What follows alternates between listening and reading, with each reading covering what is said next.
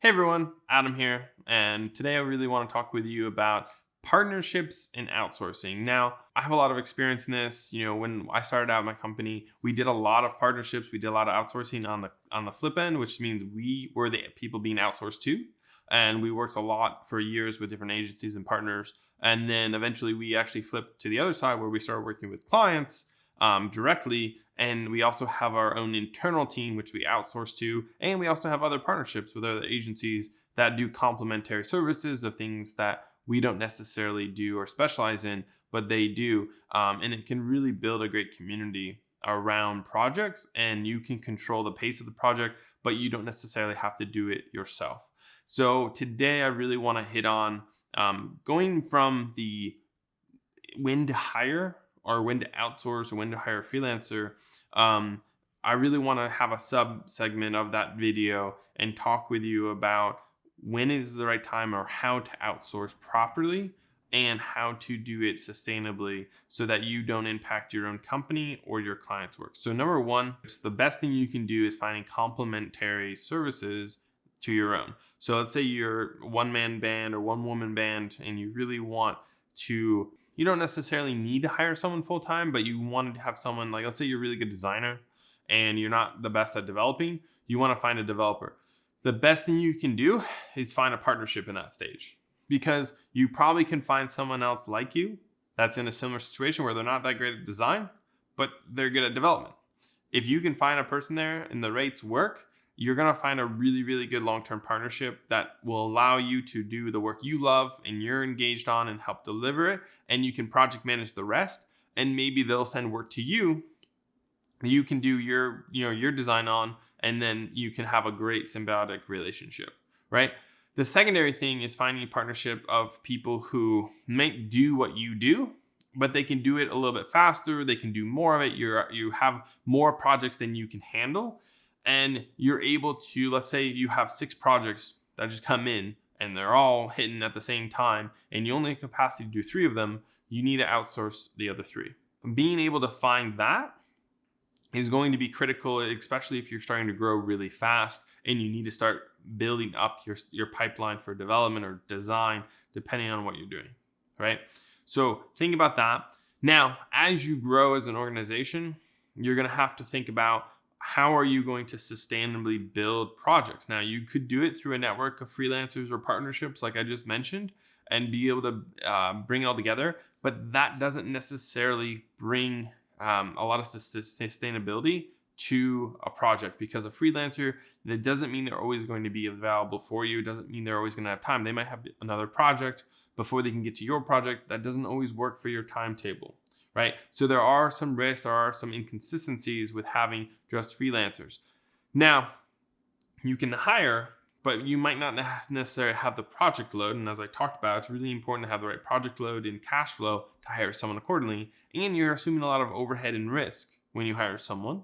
So the best other option would be to build a strict partnership or outsourcing agreement with a firm, either in your country or maybe offshore it, that would allow you to increase your capacity, but not yet necessarily increase your overhead, but yet still be able to produce project at a pace that is comfortable for you, that you can manage, but you're not necessarily having to do all of the pieces of work. Now, there's a lot of white label agencies out there.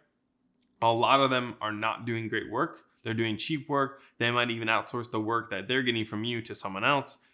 Do your research, get to know them. There are a lot of good companies, though, that do excellent work. And I would recommend giving them a test project that's not critical, that you're willing to lose a little money on if they don't do their work, and find the right system. Now, there are quite a few agencies that do distributed teams or distributed ops, where they have people from all the world that can bid on projects, and they can basically guarantee that there's going to be someone available to do that work.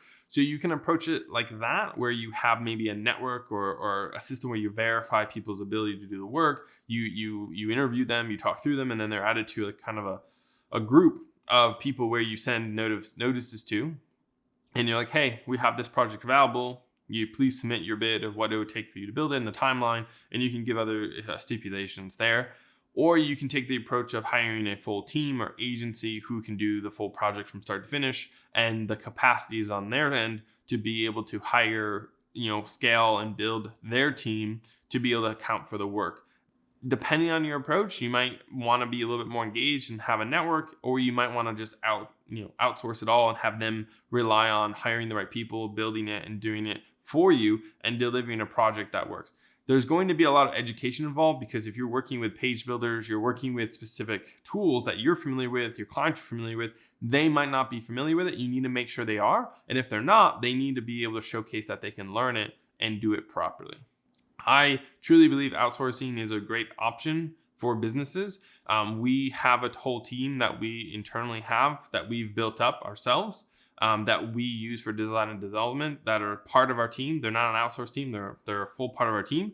But the ability to have a different time zone, the ability to have different cost levels and flexibility of hiring different people, and being able to bring more people on the team that can offer more services, gives you a lot of flexibility as an organization to do it all in-house.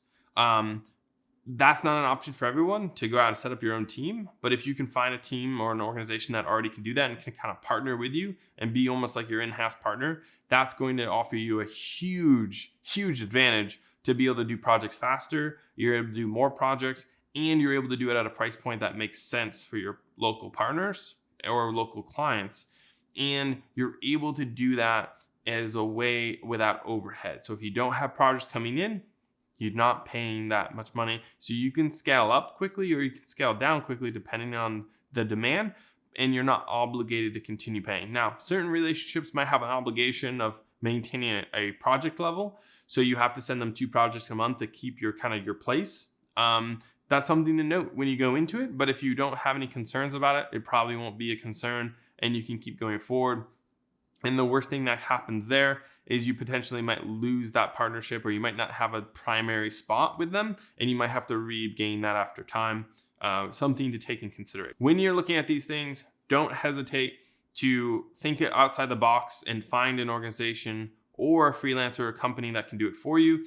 And there are a lot of great options out there before hiring someone. Again, hiring someone's not bad, but if you don't have that luxury, or you can't find someone locally near you, these are great options. So with that being said, thank you for your time. Don't forget to like, comment, and share. Always here to support. And don't forget to grow as you go.